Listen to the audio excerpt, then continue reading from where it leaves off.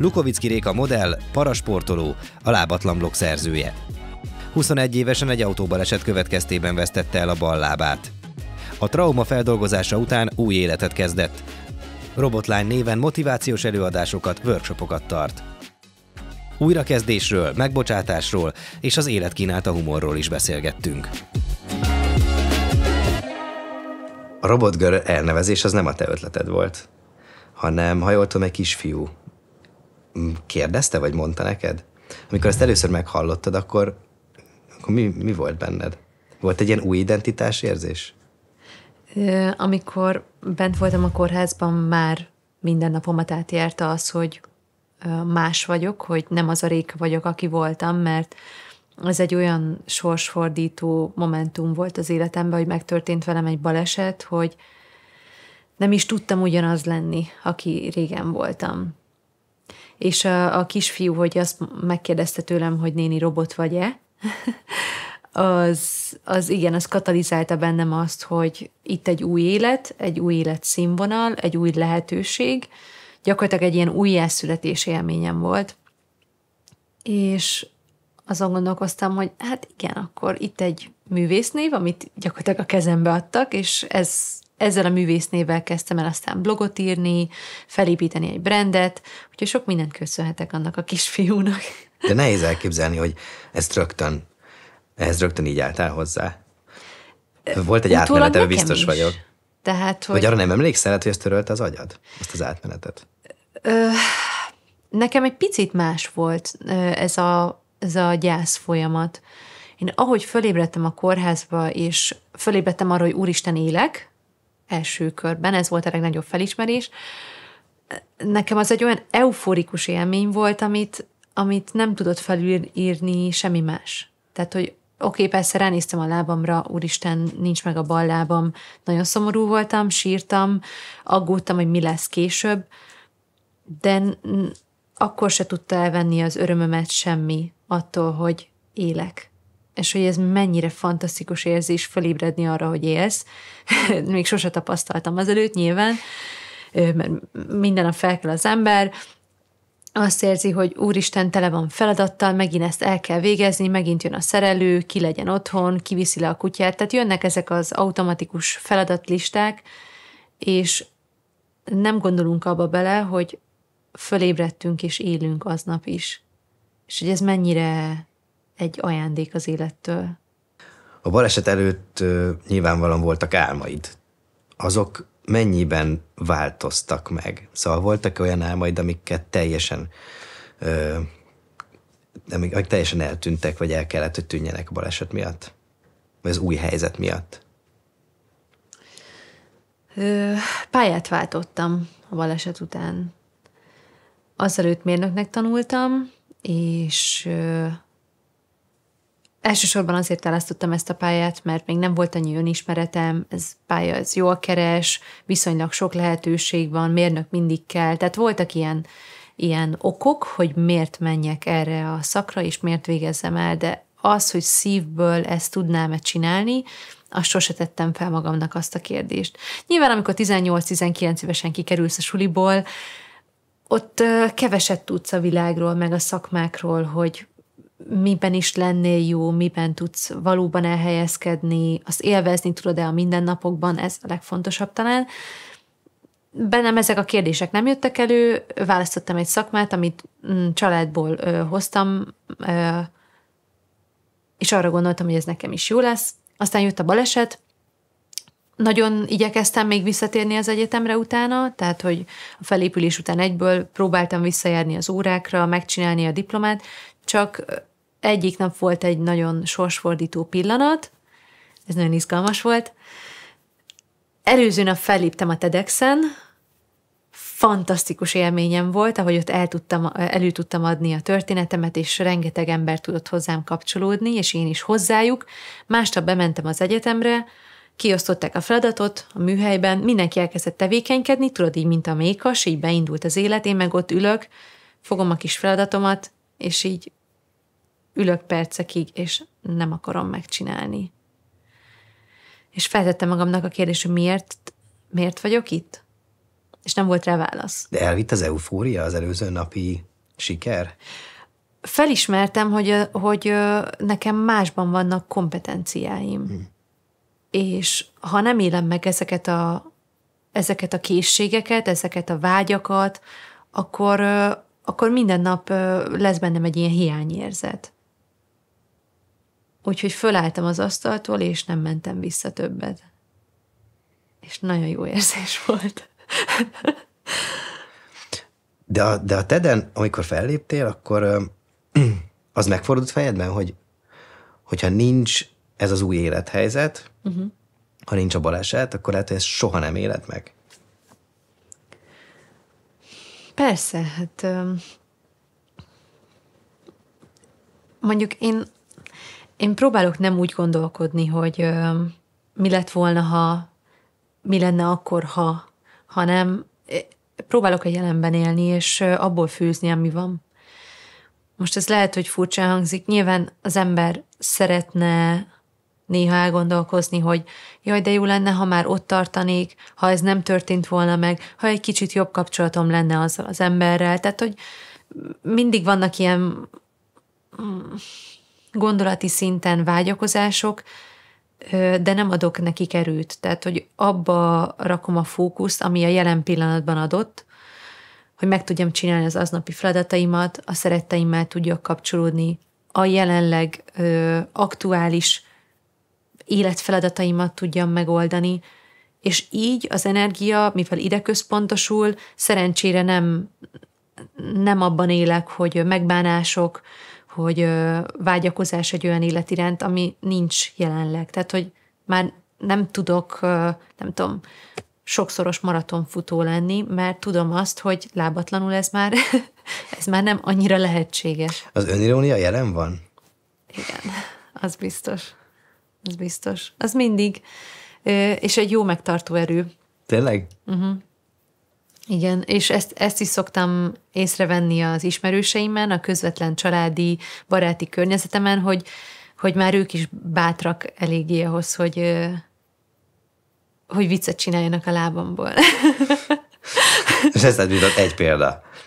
Igen, volt egy példa, amikor novemberben koronavírusosak voltunk a párommal, és nem nagyon tudtunk kimozdulni, eléggé fáradtak is voltunk. Egyik este már így leraktam a lábamat, és befeküdtem az ágyba, és akkor kértem a páromat, hogy hozzon már egy zoknit, mert nagyon fázik a lábam. Odahozta az egyik párját, és percekig kereste a másikat. És mondtad, hogy... Én meg hagytam neki. Ja. És ott röhögtem az ágyon.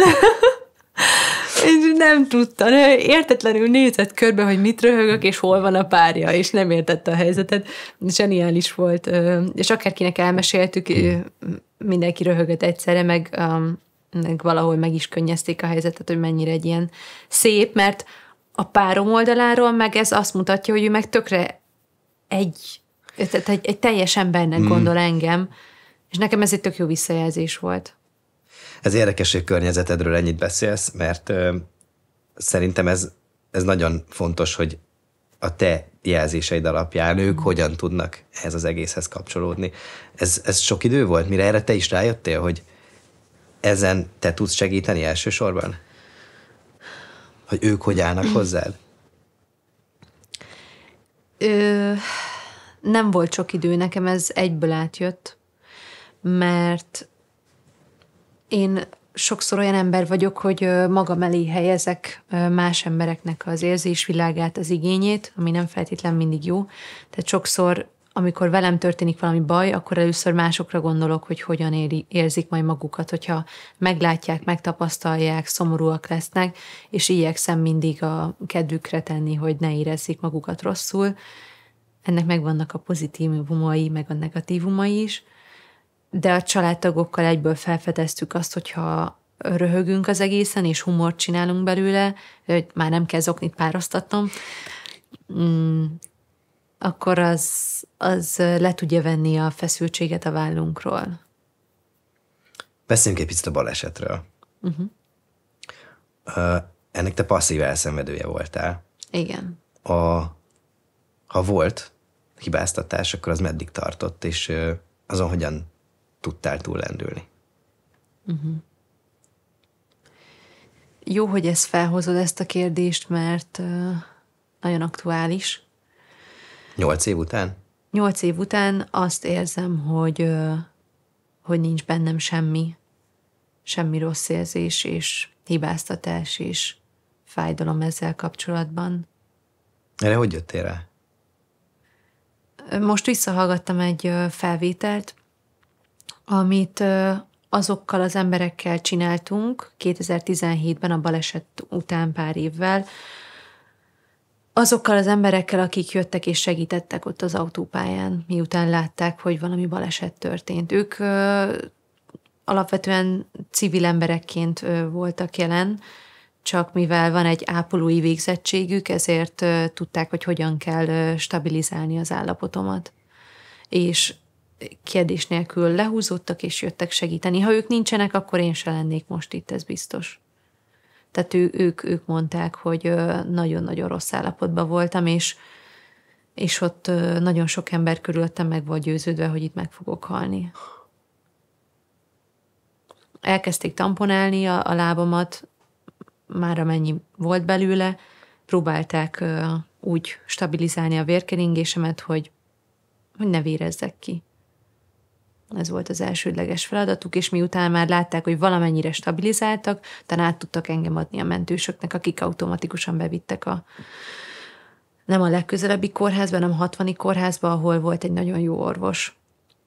És nekik köszönhetem az életemet. Az identitás változás, az ennek a kérdése egyáltalán felmerül-e még a mai napig? Vagy már ehhez állsz közelebb ez az identitásodhoz, mint a baleset előttihez? Ha történik egy ekkora esemény az ember életében, akkor egyrészt kénytelen átállni egy új életre, másrészt meg jó is, hogyha átáll, mert nem eltűnik az ember életéből ez a nagyon görcsösség, hogy mindenáron ugyanazt meg akarom csinálni, és ugyanúgy, ahogy eddig. Szerintem meg kell érteni egy bizonyos ponton túl, hogy ez tényleg nem a régi élet. Tehát, hogy új feladatok vannak, új kihívások, új emberek. Nem tudok úgy élni másfél lábbal, mint azelőtt éltem, mert azelőtt egy elképesztően szabad életem volt. Tehát semmi mozgáskorlátozottságom nem volt soha. És nyilván sportoltam, mentem, jöttem, közösséget szerveztem. Egy percig nem fordult meg a fejemben, hogy valamiben hiányt szenvednék fizikálisan. És a baleset után ez teljesen megváltozott, mert abból kezdtem építkezni, hogy már ki tudtam menni egyedül a WC-re. Már meg tudtam egyedül mosakodni. Már a mankón el tudtam kezdeni járni a folyosón, akkor még ugye nem volt protézisem. Tehát, hogy nagyon piciről kellett felépítenem téglánként az életemet, és ha hiszed, ha nem, nekem nyilván ez nagyon nagy feladat volt, de én ezt nem úgy éltem meg, hogy vége az életemnek, és hogy ez most itt egy szörnyű állapot, hanem feladatként fogtam föl, és minden nap egy apró téglát hozzátettem az előző naphoz. És ezért vagyok most itt, azt hiszem, mert ez egy ilyen szép, hosszú, aprócska feladatokból összeállt egész lett. Amikor elkezdted ezt az új életet, akkor nagyon sokan hívtak, nagyon sok helyen adtál interjút, írtál cikkeket, de ebben ki lehet égni elég hamar, és én arra emlékszem, amikor először beszéltünk telefonon, akkor azért minthogyha ehhez nem lett volna annyira sok kedved, ez a mostani beszélgetéshez. Nem tévedek akkor? Nem tévedsz. Jó volt a megérzés. Szóval kicsit kiégtél ebben? Igen, hogyha az ember nem újul meg, ugye minden alkotóművészeti tevékenységnek van egy ilyen hátránya, hogyha sokadikszor adod elő, sokadik alkalommal mész, és ugyanazokat a mondatokat mondod, akkor egy idő után már nem hoz annyi örömöt a számodra. meg amikor beszéltünk telefonon, akkor nekem az volt a problémám, hogy nem tudtam összeegyeztetni a szakmai életemet a Robot Girl branddel. Tehát, hogy a kettő az mint hogyha két külön úton ment volna, és most ezen dolgozok így ebben az 1 hónapban már elég intenzíven, hogy valahogy a kettő így fedésbe legyen. És igyekszem inkább az alkotást és a művészi életemet egy kicsit jobban megélni. Az alkotásról és a művészetről mit tartasz alkotásnak? Mi az elsődleges preferenciád, amikor alkotásról beszélünk?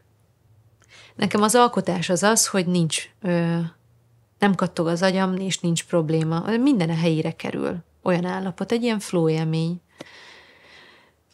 És amikor kikerülök ebből az állapotból, és létrehoztam valamit, akkor a következő lépés az, hogy ahhoz, hogy meg tudjam szólítani a közönségemet, belehelyezkedek egy kicsit az ő fejükbe is, hogy ők mire lennének kíváncsiak, az aktuális világban, ami most zajlik, mik azok az értékek, amire ki tudnám hegyezni ezt az alkotást. Tehát, hogy ne egy ilyen egyirányú tessék itt van, és fogd meg jól, hanem vigyenek el gondolatokat belőle, amit ők is be tudnak építeni a saját életükbe. Szóval egy kicsit megformálom, és utána nyújtom át ezt az alkotást. Ezt most nem mondhatom el, hogy még milyen projekten dolgozok, de a következő 1-2 hónapban csak szeretném. Szeretnék a blogomat továbbvinni, csak egy kicsit inkább beszélgetés formában. És szeretnék olyan témákat felölelni, amik nagyon aktuálisak jelenleg. Ebben a rengeteg változásban, amiben élünk, egyszerűen nagyon nehéz megtalálni a stabilitást, hogy ne vesszünk el az információ áradatban, a folyamatos változásban, és hogy meg tudjuk őrizni a lelki egészségünket. Most ezek így, amik foglalkoztatnak. Ha már itt tartasz, hogyan dolgoztál magadon? Volt-e valami olyan konkrét metódusod, amin végigmentél? Most az elmúlt 8 évben, de ha csak az elmúlt, vagy az első 1 évet nézzük, az biztos, hogy intenzívebb volt. És biztos, hogy meg is maradt azokból valami. Volt ilyen? Szerintem az írás és az alkotás az mindig egy nagyszerű lehetőség arra, hogy az ember lelkileg helyre rakja magát. Én terápiásan ugye elkezdtem írni a blogomat, az aztán kinőtte magát, és már nem csak azok olvasták, akik ebben a cipőben járnak, mint én, hanem azt vettem észre, hogy a követőtáborom többségében olyanok, akik nem érintettek például a sérültségben. Kérdeztem múltkor a követőimet, többségében olyanok követnek, akik sportolók, vagy szabadidős sportolók, főleg pszichológusok, segítő szakmában dolgozók, és ez számomra ez egy tök jó ilyen kiindulási pont. A másik az nekem a sport, ami nagyon sokat segített, hogy ott ki tudtam élni a dühömet, mert amikor az ember átél egy rettentő, katartikus, traumatikus élményt, akkor ugye a feldolgozási fázisban ott van egy ilyen elképesztő harag, ami nem feltétlen irányul valakire az én esetemben, tehát nem a sofőrre haragudtam, hanem magára az életre, hogy ennyi feladatot osztott rám. Mert felépültem, kezdtem jól lenni, és észrevettem, hogy minden nap van valami, majdnem mondtam csúnyát, kihívás az életemben. Mi lett volna az a csúnya? Hogy max kisípoljátok. És az ember elfárad. Minden reggel van valami. Elszakad a harisnya, a csavar meglazul, már megint menni kell a műszerészhez, ő is fogja a fejét, hogy mit csináljunk ezzel a helyzettel. Tehát, hogy tud nagyon fárasztó lenni ez az élethelyzet. És ez a rengeteg düh, ez valahol viszont ki kell jöjjön. És lehetőleg ne a családtagokon. Úgyhogy a sport ez egy kiváló eszköz volt erre a célra, hogy ott így leúztam és lefutottam a dühömet. Hogyan látod magad egyébként? Több álmod van, mármint több terved van a jövőre nézve, mint hogyha folytattad volna azt az életedet, a teljes életedet. Vagy egész egyszerűen csak picit konvertálódott a magadhoz való viszonyod? Számomra kinyílt a világ. Most ez furcsán hangzik, azzal, hogy elveszettem egy lábat, kinyílt a világ. És még nevetsz rajta. Igen, mert elég hihetetlenül de hangzik. Miért? Ez egy változás. Igen, és én a változásokat, azokat nagyon szeretem. Lehet, hogy ez is furcsán hangzik, de én nem szeretem az állóvizet. És persze nem arra vágyok, hogy egy hatalmas változás legyen az életemben, hogy elveszítsek egy lábat, csak valahogy ez egy ilyen sorsfeladatként elfogadtam, és ha már benne vagyok ebben a feladatban, ebben az életben, akkor igyekszem kihozni ugye a legtöbbet belőle.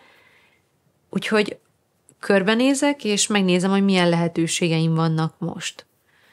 Lehetőségem van arra, hogy egy blogot írjak, azt továbbfejlesszem, elmenjek előadni, egy cégnek bedolgozzak. Annyi az ember, akármilyen élethelyzetben van, írtózatosan sok lehetősége van. Csak nyitott szemmel kell járni, emberekkel beszélgetni, megkérdezni őket. Amikor állást keresek, akkor például ne az legyen, hogy ülök és egész nap szomorkodok azon, hogy jaj, sose lesz állásom, mert hiányzik egy lábam. Nekem volt egy ilyen 1-2 hetem, akkor nagyon szomorú voltam.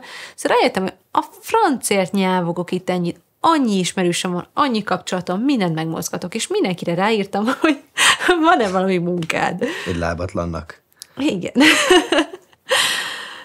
És de nem csak ebben az élethelyzetben, mindenki életében szerintem nagyon sok lehetőség van a fejlődésre, a változásra, a kapcsolódásra, de ehhez tényleg ki kell nyitnunk a szívünket. Van 3 szó, ami eszembe jutott. Ezen végig fogunk menni. Feldobom, és kérlek reagálj rá, ami azonnal eszedbe jut. Oké? Okay? Yep. Türelem. Unom. Hoppá, bocs. Mondjak mást? Nem, ez így volt, jó. A sok türelemmel van némi problémám. Siker. Enyém. És még? Siker? Mi számít neked sikernek? A legapróbb dolgok is sikernek számítanak számomra. Mint ahogy beszéltük, hogy apró téglákat építettem minden nap, és most is ezt csinálom, hogy nem arra figyelek, hogy pár éven belül hova akarok eljutni. Nyilván az is egy fontos cél, hogy lássam a szemem előtt, de engem például a pandémiás időszak megtanította arra, hogy többségében, hogy apró lépések, hogy fél évnél tovább nem tervezek, nem tudok, és hogy ha aznap megcsinálok valamit, és sikerre viszek, ami jó érzéssel tölt el, annál nagyobb boldogság nincs. És én erre figyelek. A nagyon pici dolgokra. Béke. Jelen. Ez az egyik legjobb érzés. Amikor békességbe vagy magaddal. Ez eljött? Úton vagyok. Úton vagyok, inkább azt mondanám. Igen. Akkor jó utat. Köszönöm. Köszönöm. A hableány elsüllyedése estén ott álltunk a Szent Flórián hajón, és tudtuk, hogy a hajón lévő embereknek a nagy része nincs meg. Életem utolsó napjáig utazni fogok.